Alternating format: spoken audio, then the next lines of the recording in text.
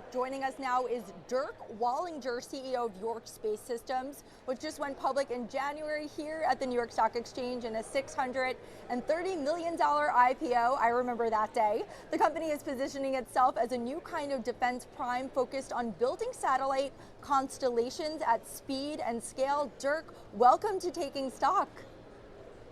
Yeah, thank you for having me. I appreciate it. And yeah, I remember that day very well too. Yes, I remember seeing you up there on the podium.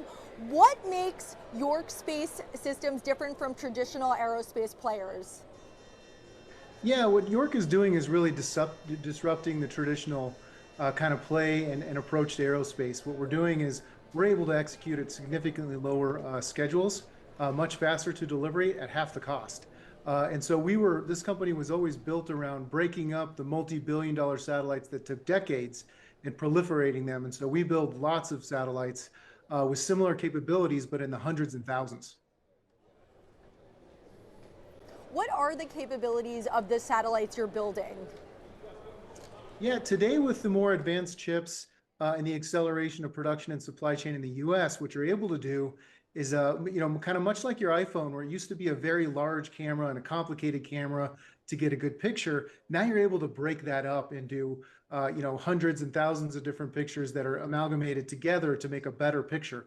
And that's kind of what you're doing with satellites. So instead of one gigantic satellite that kind of does everything, you're able to break up that capability into lots of different satellites that are smaller that can accomplish the same mission. And that could be communications, that can be Earth observation, synthetic aperture radar, and then a lot of the secure communications needs that we need in places like Iran and in Ukraine that we're seeing today.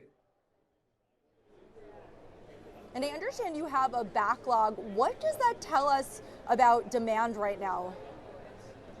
Yeah, really, we have a really strong backlog across a multitude of customers and capabilities for the United States.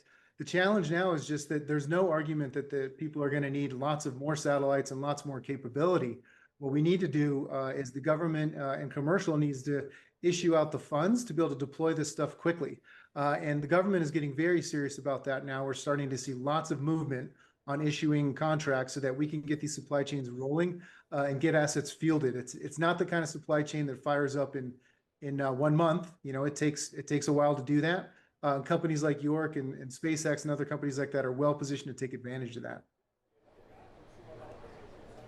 And can you tell us about your $187 million deal, and what is proliferated space and why is it going mainstream? Yeah, so we're really excited. We recently signed a new commercial contract for a 20+ constellation. This is the first of many constellations for this customer. And the exciting thing is it's real commercial demand for space capabilities. So it's a really exciting opportunity for us. We'll be deploying that quickly. Proliferation, what it really means is, when the United States was the only country really deploying satellites in space at scale, we were the only ones up there. And so what that meant was these platforms got very exquisite and very, very large. The challenge with that is that now the US is in a contested environment with lots of other countries and adversaries like China and Russia, et cetera. And really what happens is these large, very exquisite platforms in space become targets. And what you could do is you can take down a $10 billion asset, with a $2 million missile. And so by proliferating the systems and doing them in hundreds and thousands, it makes it so that you can't fully take down the capability. You might be able to deter some of the capability.